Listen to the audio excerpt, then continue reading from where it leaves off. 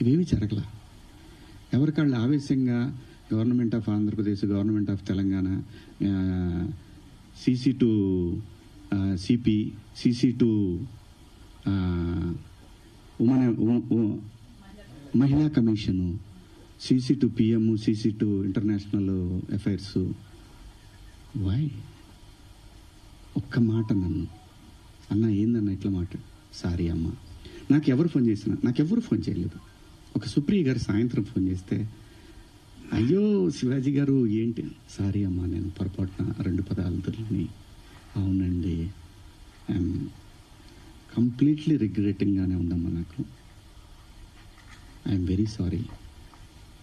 నాకు ఇప్పటికి కూడా అర్థంగా నేను ఎలా మాట్లాడాను 2 పదాలు. అసలు నేను బయట బూతులేం మాట్లాడానంటే మాట్లాడతానండి, మనం అందరం మాట్లాడుతామండి, అర్థం పర్థం లేని మాటలు మాట్లాడుకుంటాం. కానీ ఒక వేదిక, ఒక పద్ధతి, జనరేషన్స్కి మనమే చెప్పాలి కాబట్టి, మన పిల్లలకి చెప్పాలి కాబట్టి. ఆవిడ సరే అండి పెట్టేసేయండి అయిపోయింది. నేను చేశాను, అప్పటికే నేను పంపించేశానమ్మా అప్పుడే. ఎందుకంటే వాళ్ళందరూ నాకు తెలుసు, నన్ను అన్నాన్న అని పిలుస్తారు. ఒక్క మాట నన్ను అడిగుంటే, ఒక్క మాట నేనేమన్నా మిస్బిహేవ్ చేశానండి ఎవరితోన్నా? ఎప్పుడన్నా మీరు ఏ ఆర్టిస్ట్ అయినా సరే, ఇప్పటికీ భూమిక గారితో చేస్తాను, మేడం అని పిలుస్తా, లయమ్మ అంట. రంభ గారితో చేశాను, సంగవి గారితో చేశాను, పెద్ద పెద్ద ఆర్టిస్టులతో చేశాను. ఇంత చిన్న మిస్బిహేవ్ చేయలేదు, చెయ్యను కూడా. ఎందుకంటే ఏదో ఒక రోజు ఇది మనకి గుదిబండై కూర్చుంటుంది. అందుకని నా పరిధి, నేను ఇప్పుడు కూడా అసలు అమ్మాయిలతో దగ్గర కూడా ఎవరైనా కనపడ్డా కానీ యాటిట్యూడ్ అనుకుంటారు, ఎందుకంటే దూరంగా ఉంటా. ఏమో ఏ దరిద్రం ఎలా మనం నెత్తికెక్కించుకోవాల్సి వస్తుందో, వాళ్ళు ఎక్కడ అబాస్ పాలవుతారా పిల్లల్ని, అది నా క్యారెక్టర్. నేను నా క్యారెక్టర్ని చెప్పుకొని మనం హైలైట్ అవ్వాలనే ఉద్దేశం నాకు లేదు. జరిగిన తప్పుని నేను ఎక్స్ప్లెనేషన్ ఇవ్వాల్సిన బాధ్యత నా మీద ఉంది, మీ అందరి దగ్గరికి వచ్చి. అలాగే చూస్తున్న వాళ్ళ ప్రేక్షకులకు కూడా చెప్పాల్సింది. కానీ నిన్న మీరందరూ పెట్టారు, మీరందరూ లైవ్లు పెట్టారు, ప్రజల స్పందన మీరు చూశారు. అంత మాత్రం చేత నాకు సపోర్ట్ ఉంది నేను చెప్పట్లేదు. ఉన్నా సరే నేను మాట్లాడిన తప్పు ఇది చాలా దూరం క్యారీ ఫార్వర్డ్ చేస్తాం. ఇంకో హీరోని అడుగుతారు, ఇలా అన్నాడు శివాజీ, క్షమాపణ చెప్పాడు కదయ్యా అని అంటారు. ఇది వెళుతూనే ఉంటుంది నిరంతరం, కొన్నాళ్ళు ఇంతకన్నా పెద్ద ఇష్యూ వచ్చే వరకు కదా. అలాగే ఒకవేళ ఆ లూలు మాల్లో నిధి అగర్వాల్ పాపం ఆ పిల్ల బట్టలు ఏదన్నా ఒకటి జారితే ఆ అమ్మాయి జీవితకాలం ఆ వీడియోలు ఉంటాయి కదండి, తీమన్నా తీస్తారండి ఎవరన్నా? నన్ను చాలా ప్రొవోక్ చేసింది ఆ ఒక్క సిచ్యువేషనే. నేను మా సమంత గారిది నేను చూడలేదు, అయ్యింది అని అన్నారు.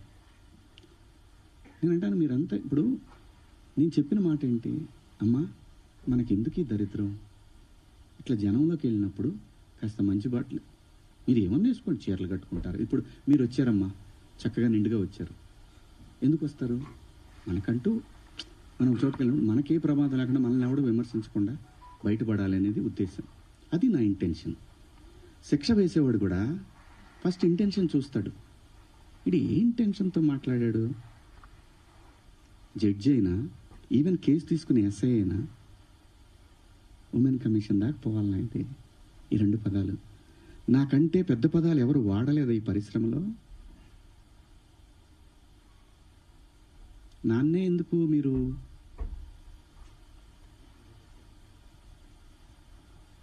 ఎందుకు నేనేం చేశాను?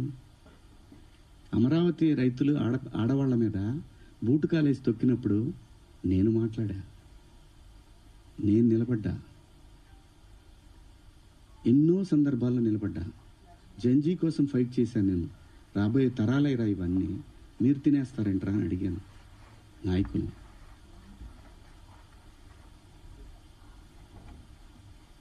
మీరందరూ కూడా మన పేపర్లో కానీ లేదని కానీ ఎప్పుడైనా సరే ఒక మిస్ వార్త ఏదన్నా గబుక్కన మనం టీవీలో ప్రజెంట్ చేసినా కూడా సవరణ అని ఒకటి ఇస్తారు. మీరు మనుషులు మనం సమర్థించుకోవట్లా. పొరపాటు జరిగింది అని చెప్తున్నాను నేను. దానికి మీరందరికన్నా కూడా ఎంత ఇది ఉందో కానీ నేను ఎప్పటికి సెట్ అవుతానో నాకు తెలియదు. నా ఆవేదన అంతా ఆ చిన్మయ్య గారి దగ్గర నుంచి అలా అలా అలా అలా అలా అలా వెళ్ళి హ్యూమన్ కమిషన్ ఉమెన్ కమిషన్కి వెళ్ళిపోయి వాళ్ళు నాకు మెసేజ్ పెట్టి నువ్వు 27వ తారీఖు మా దగ్గర అటెండ్ కావాలి అని. అమ్మ నేను ఆల్రెడీ క్షమాపణ చెప్పాను, వన్స్ మేము రిలీజ్ చేసిన తర్వాత రావాలి. వెళ్తా, చట్టాన్ని గౌరవించాలి, ఖచ్చితంగా వెళ్తా.